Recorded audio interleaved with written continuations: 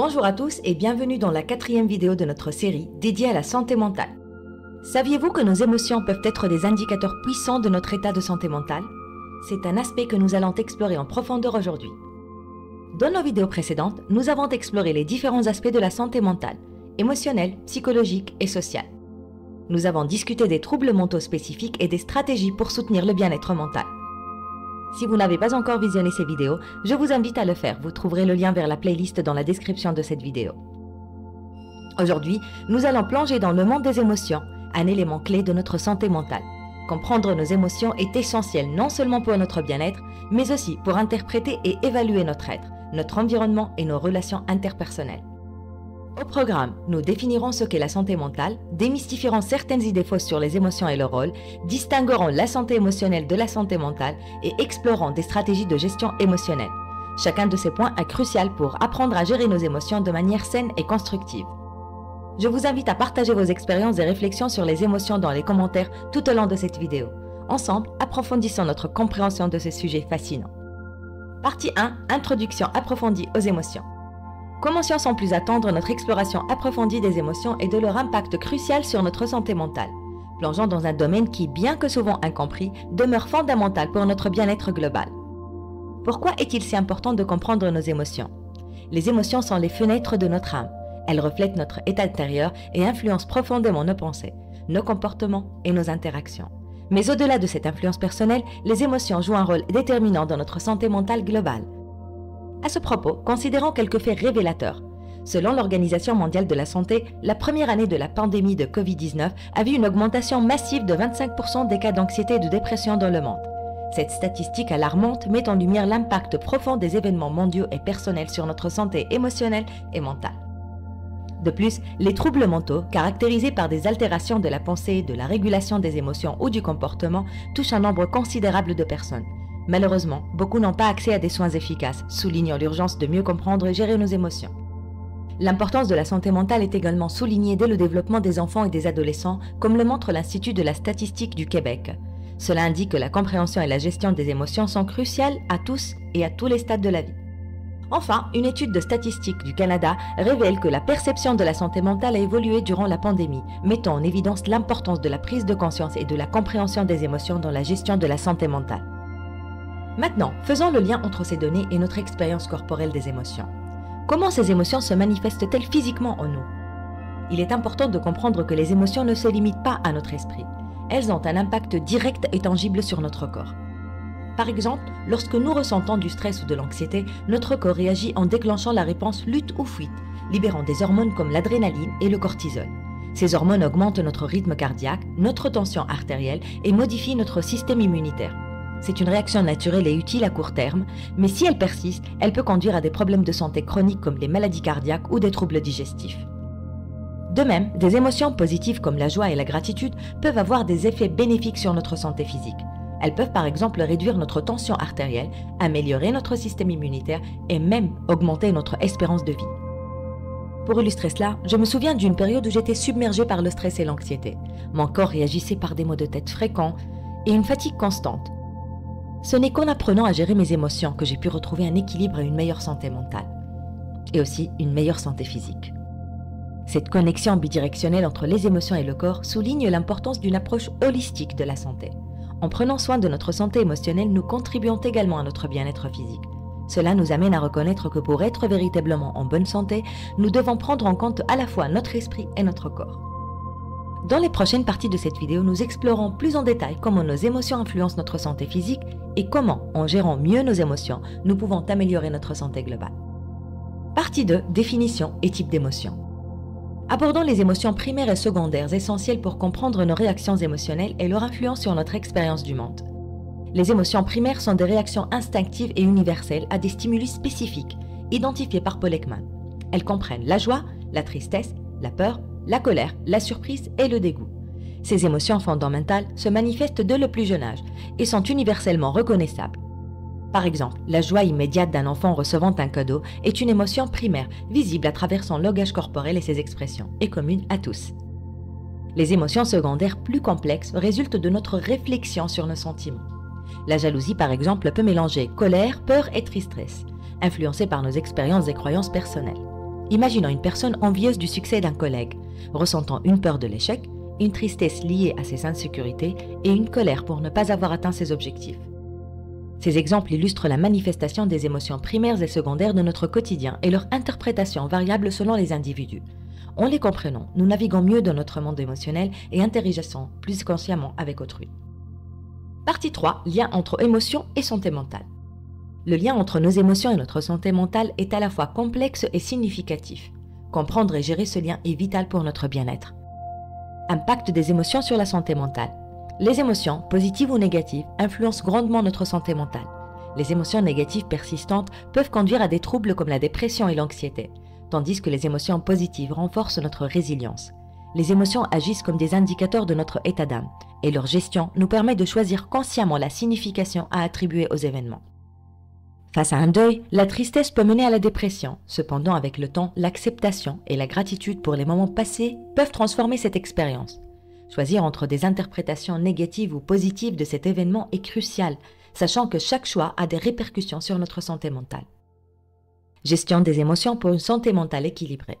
Reconnaître, comprendre et exprimer sainement nos émotions est essentiel pour gérer le stress et améliorer notre qualité de vie. Par exemple, une personne apprenant à gérer sa colère par la thérapie ou la méditation peut réduire son impact négatif sur sa santé mentale et ses relations. Nommer nos émotions les rend plus faciles à identifier et à gérer.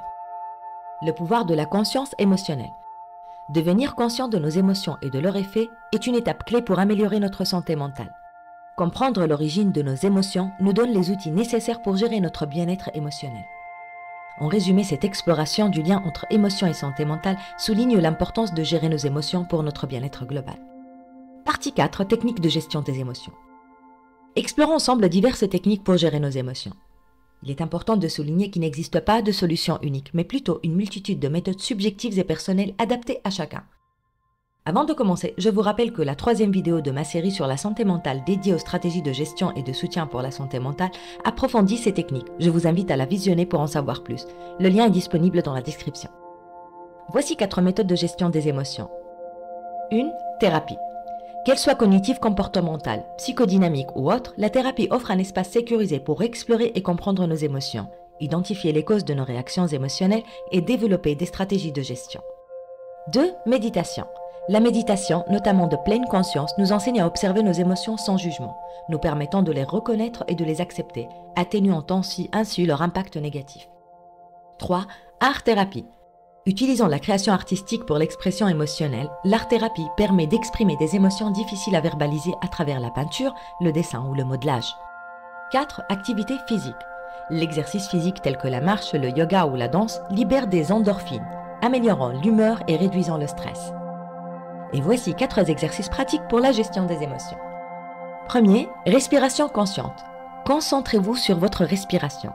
Inspirez profondément en comptant jusqu'à 4, retenez votre respiration pendant 4 secondes et puis expirez lentement. Cet exercice aide à calmer l'esprit et à réduire l'anxiété. Deuxième exercice, tenue d'un journal émotionnel. Écrivez quotidiennement vos pensées et émotions.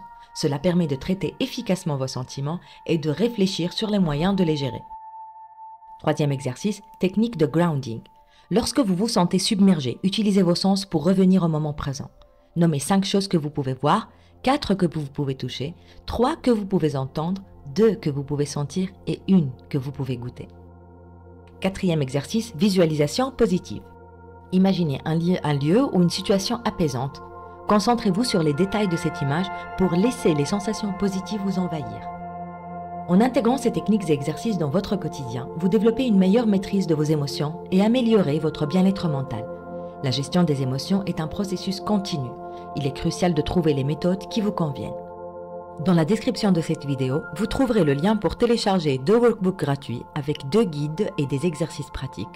Je les utilise personnellement et je peux vous assurer qu'ils sont efficaces pour améliorer la qualité de vie et gérer les émotions.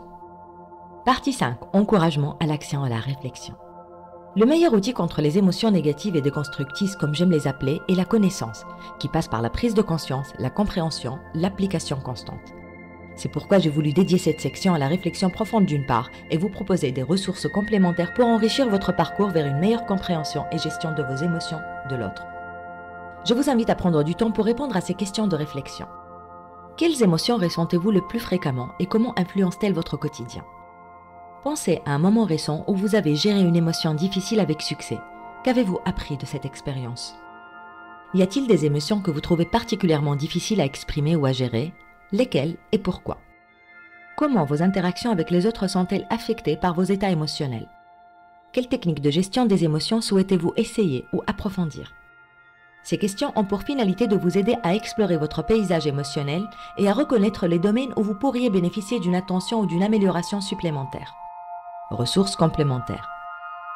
Joe Dispenza, un de mes mentors préférés, dit « Dans un monde où l'information est omniprésente, l'ignorance est un choix. Le monde est abondant en informations, payante et gratuite, accessible et facile à digérer et à appliquer. » Pour ceux qui souhaitent approfondir la compréhension des émotions et de la communication non verbale, je vous invite à lire mon livre « Le langage corporel dans la communication non verbale » où vous découvrez comment analyser les gens, déjouer le mensonge et la manipulation et développer une attitude confiante et positive. Il vous offre des insights précieux et des techniques pratiques. Vous trouverez le lien dans la description. Explorez des podcasts et des vidéos sur la santé mentale et la gestion des émotions. Ils peuvent offrir des perspectives et des stratégies variées, adaptées à différents styles d'apprentissage.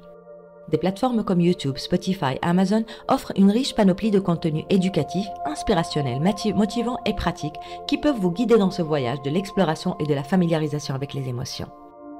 Pour ceux qui préfèrent la lecture, vous avez une infinité d'articles et de blogs spécialisés pour des conseils et des informations actualisées sur la santé émotionnelle et mentale à consulter.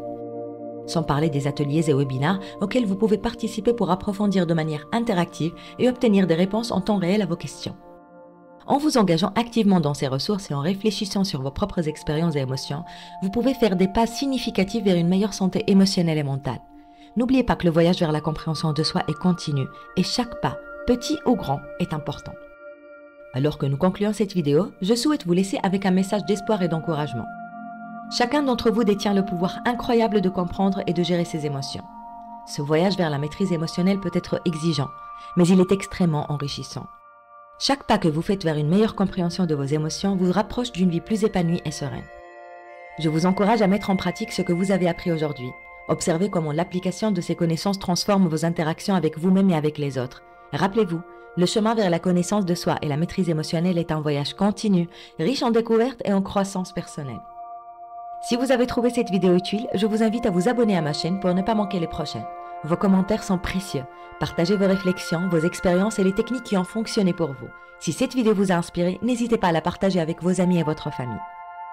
Pour approfondir votre compréhension des émotions et de la communication non verbale, je vous rappelle mon livre « Le langage corporel dans la communication non verbale », comment analyser les gens, déjouer le mensonge et la manipulation et développer une attitude confiante et positive, qui est une source précieuse.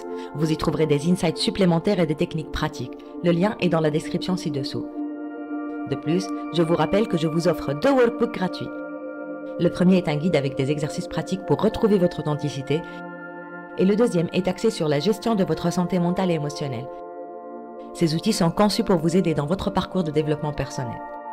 Merci d'avoir regardé. Souvenez-vous, vous avez le pouvoir de transformer votre vie en changeant votre relation avec vos émotions.